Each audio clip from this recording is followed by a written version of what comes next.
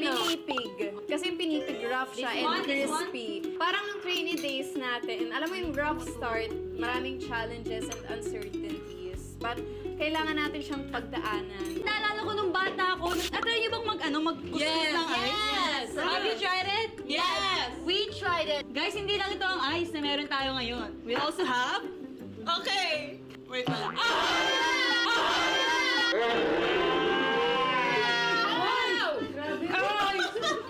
Okay? Oh, kasama na.